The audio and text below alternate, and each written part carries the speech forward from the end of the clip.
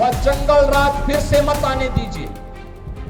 आपने देखा होगा कैसे चांद बाबू के पुत्र के ऊपर इसी सीवान में एसिड उड़ेलने का काम हुआ था। आरजेडी ने यहां से जो प्रत्याशी दिया है वो अपनी खानदानी आपराधिक पृष्ठभूमि के लिए इस पूरे क्षेत्र नहीं देश और दुनिया में कुख्यात रहा है। कांग्रेस कहती थी कि राम तो हुए ही नहीं, इनका पार्टनर समाजवादी पार्टी उत्तर प्रदेश में राम भक्तों पर गोलियां चलाती है। डबल इंजन की एनडीए की सरकार अब पहचान के संकट के लिए मोहताज नहीं। हर बिहारी आज अपने गौरव के साथ सीना तान करके देश और दुनिया के अंदर जाता है, अपनी पहचान को प्रस्तुत करता है। जब मैं बिहार में आता हूं तो मुझे बिहार की गौरवशाली परंपरा का स्मरण हो आता है। बिहार की धरती हम सबके लिए ज्ञान की धरती है, भक्ति की धरती है, शक्ति की धरती है, शांति और क्रांति की धरती है। जिस धरती ने उत्तर प्रदेश की धरती से आने वाले महात्मा बुद्ध को ज्ञान प्रदान किया हो, जिस धरा ने भारत के गौरवशाली इतिहास में एक नया अध्याय जोड़ते हुए नालंदा विश्वविद्यालय दिया हो, जिस धरती ने महावीर भगवान महावीर जैन को जन्म दिया हो, जिस धरा ने चाणक्य दिया हो, जिस धरती ने डॉक्टर राजेंद्र प्रसाद, श्री जयप्रकाश नारायण, बाबू जगजीवन राम और कर्पूरी ठाकुर जैसी विभूतियों को जन्म दिया हो, वे कौन लोग थे? इस गौरवशाली धरा को के सामने, यहां के नौजवानों के सामने उन्होंने पहचान का संकट खड़ा किया। बहनों और भाइयों, ये चुनाव उन्हीं लोगों के खिलाफ एक लड़ाई है, वर्तमान पीढ़ी को बताने की एक लड़ाई कि पिछले 20 वर्ष में एनडीए की नीतीश कुमार जी के नेतृत्व की सरकार ने प्रधानमंत्री मोदी जी के मार्गदर्शन में जो उपलब्धियां हासिल की है, ये नया बिहार है। जो बिहार अपने गौरवशाली अतीत के लिए जाना जाता है, उसी गौरवशाली अतीत के साथ बिहार को, वर्तमान बिहार को जोड़ने की इस यात्रा जो 2005 के पहले धूमिल हो चुकी थी, पहचान के संकट के दौर से गुजर रही थी, उसी बिहार को पुनः उसकी प्रतिष्ठा दिलाने के लिए डबल इंजन की सरकार वर्तमान में कार्य कर रही है। मुझे आश्चर्य हुआ जब मैं रघुनाथपुर में आया और रघुनाथपुर में आकर के मैंने देखा कि आरजेडी ने यहां से जो प्रत्याशी दिया है वो अपनी खानदानी आपराधिक पृष्ठभूमि के लिए इस पूरे क्षेत्र नहीं देश और दुनिया में कुख्यात रहा है। नाम भी देखो ना, जैसा नाम वैसा काम, जैसा नाम वैसा काम। और बहनों और भाइयों, इसीलिए तो मैं कहता हूं, हमने यूपी के अंदर एक बात कही कि भाई देखो, अपराध और अपराधियों के प्रति जीरो टॉलरेंस, और जीरो टॉलरेंस के तहत आज आप देख रहे होंगे आरजेडी और उनके लोग आज भी अयोध्या में श्री राम जन्मभूमि पर भगवान राम के मंदिर का विरोध कर रहे हैं।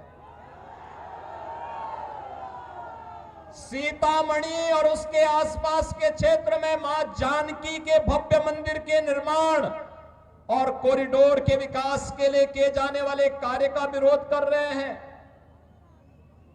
यह आरजेडी के लोगों को बताना चाहिए।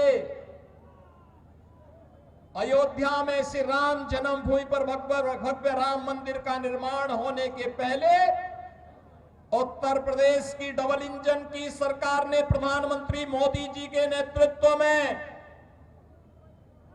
अयोध्या में राजर्षि दशरथ जी के नाम पर मेडिकल कॉलेज का निर्माण पहले किया। महर्षि वाल्मीकि के नाम पर इंटरनेशनल एयरपोर्ट का निर्माण किया और फिर 500 वर्षों के कलंक को मिटाते हुए भगवान राम के भव्य मंदिर के निर्माण का मार्ग भी प्रशस्त किया। बहनों और भाइयों, मैं पूछना चाहता हूं, आरजेडी ने राम मंदिर के रथ को रोकने का पाप किया था। आरजेडी ने पाप किया था। कांग्रेस कहती थी कि राम तो हुए ही नहीं। इनका पार्टनर समाजवादी पार्टी उत्तर प्रदेश में राम भक्तों पर गोलियां चलाती है और ये लोग जब भी इन्हें अवसर मिला, एक ने बिहार के अंदर, एक ने उत्तर प्रदेश के अंदर, वहां के नौजवानों के सामने, वहां के नागरिकों के सामने पहचान का संकट खड़ा किया।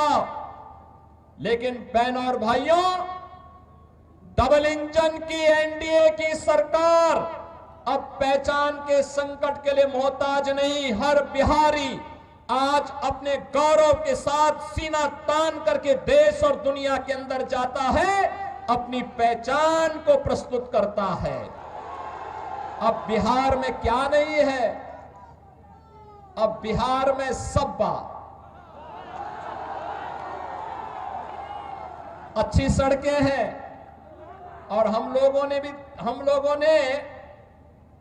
6100 करोड़ रुपए की लागत से अयोध्या धाम को सीधे सीतामढ़ी से जोड़ने के लिए राम जानकी मार्ग के निर्माण के काम को भी युद्ध स्तर पर आगे बढ़ाया है।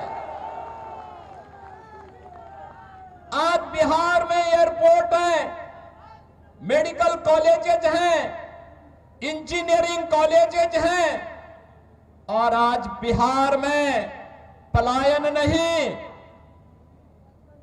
आज यहां पर प्रगति के नए नए प्रतिमान स्थापित करने की दिशा में बिहार आगे बढ़ा है। गरीब कल्याणकारी योजनाओं का लाभ गरीबों को मिल रहा है। अराजकता पैदा करने वालों के खिलाफ जीरो टॉलरेंस की नीति के तहत ये डबल इंजन की सरकार नीतीश जी के नेतृत्व में कार्य कर रही है। और बहनों और भाइयों, जो बाकी बच जाता है यूपी का बुलडोजर उसको पूरा कर लेता है। बहनों और भाइयों, सीवान में वह जंगल राज फिर से मत आने दीजिए। आपने देखा होगा कैसे चांद बाबू के पुत्र के ऊपर इसी सीवान में एसिड उड़ेलने का काम हुआ था। ये वही बिहार है। ये अपराधी फिर से जीवित न होने पाए। ये कांग्रेस को, आरजेडी और समाजवादी पार्टी जैसे दलों को शोभा दे सकता है कि वे किसी पेशेवर अपराधी और माफिया को गले लगा करके किसी बाबर और किसी औरंगजेब की मजार में जाकर के सजदा पड़े, लेकिन यह किसी सच्चे भारतीय को शोभा नहीं देता है। ये नहीं देता है। हम लोग तो उसी मार्ग के पथिक हैं जो गर्व से इस बारे में बोलता है कि रामलला हम आएंगे, मंदिर वही बनाएंगे और बना करके दिखा भी देते हैं। अब किसी को संदेह है अयोध्या में राम मंदिर के निर्माण में? किसी को संदेह है? लेकिन ये लोग प्रश्न उठाते थे, कहते थे कैसे होगा। हमने कहा अयोध्या को सुंदरतम नगरी के रूप में स्थापित करेंगे, और आज आप देख रहे होंगे अयोध्या सुंदरतम नगरी के रूप में स्थापित हो गई ना। कोई संदेह है क्या? कोई संदेह है क्या? और उत्तर प्रदेश में इन माफियाओं के ऊपर कार्रवाई कैसे होती है आपने देख लिया है ना। ये डबल इंजन की सरकार ही कर सकती है, एनडीए की डबल इंजन की सरकार ही ये करेगी। इनकी प्रॉपर्टी को भी जब्त कर दिया जाता है, गरीबों के लिए आवास बनाए जाते हैं, गरीबों के लिए भी आवास बनाए जाते हैं, और मैं स्वयं जाकर के उन गरीबों को वहां पर मकान की चाबी भी दे देता हूं।